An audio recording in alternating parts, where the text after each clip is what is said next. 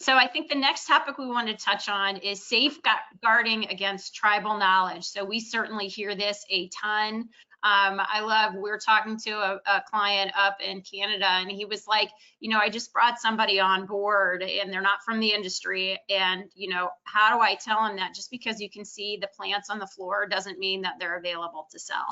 Yeah, right. So we've got some tools really to help protect the business relating to, transitioning from tribal knowledge into systems. Yep. Who doesn't have tribal knowledge? I think that is such a common thing. And I always revert back to all my experience. And, the computer didn't know the inventory. Sandra did, right? Everybody's got a Sandra, I'm sure, that pretty much knows where everything on the property is and, how long it's been there or how much we have available. And she's doing her best to keep the inventory updated, which, in our setup was impossible. And, but if Sandra was sick, we had a big problem, right? Like I said, I think everybody has an example of a Sandra in some aspect of their company. And, we always talk about that hit by a bus thing. What if that person gets hit by a bus? What are you going to do? And usually get a look of deer in the headlights, right? So one of the things that a business system like Business Central can really help with all of that, just a matter of getting all that information, trying to get all the spreadsheets and everything all over the place in the company, all housed in one place. And just as an example, this is the production manager role center right here. So this is, a production manager would log in here. They have all access to all of their production orders, right? Demand forecasts. Think of all the spreadsheets that you have of what you're planning to grow next year or that, right? And it's somebody's spreadsheet that's in somebody's documents. So you're gonna have an availability meeting or figure out what you're gonna grow and that person's not there and you guys are dead in the water, right? Well, this is a place to where everybody can access it. It's all kept in one place.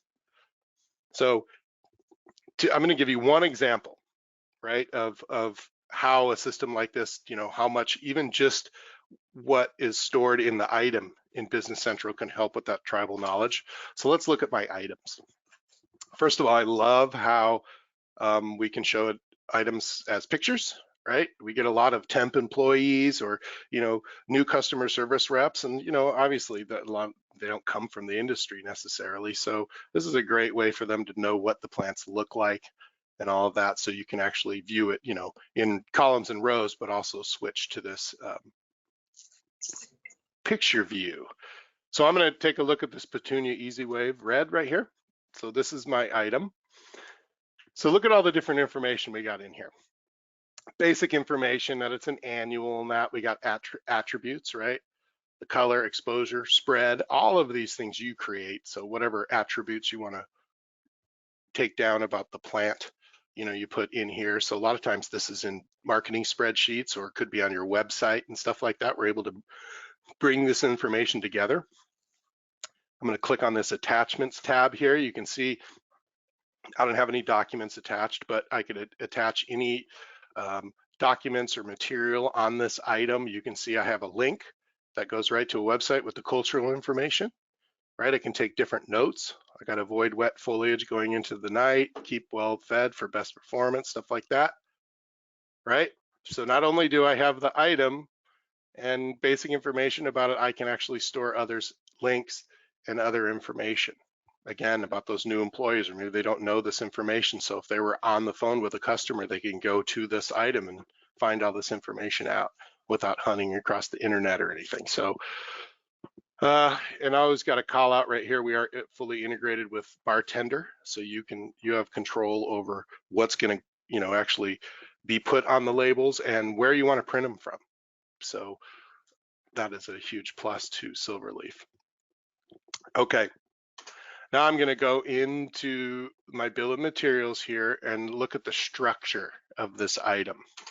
So check this out. This is pretty impressive. So this is the structure of this item where, if you walked off the street and came in here and knew nothing about how to grow this product, it pretty much tells you right here. Now, it's actually pulling all this information from the production setup from this item, but you can see starting at the top, Petunia Easy Wave Red 4-inch. That's what I'm growing. And the reason it's bold is because it's a production order. We're actually going to grow that. But we have to grow a plug first. So we got to plug Petunia Easy Wave Red that we have to grow. And look at this, has all of the inputs that you need and even has the grow times. So I need a Easy Wave Red Petunia seeds. I need a 288 cell to put it in, right? And then it's going to go in the germ chamber for 5 days. And then it's going to go to a grow 1 phase for 21 days. Now we know at different times of the year you'll have different grow times, so this is just kind of a snapshot here. But also we can post our overhead labor, and then we're going to finish it. Then we need a 4-inch black pot. We need a tag, right? That's a purchase. Notice how we got purchase items. We have grown items. We're going to do a transplant phase for 28 days, spacing for 14. We're also going to post some overhead labor, and then the finished phase is really just outputting to inventory. But just taking an item inside the system is, for an example, look at all the information and tribal knowledge that was housed just really in this one item.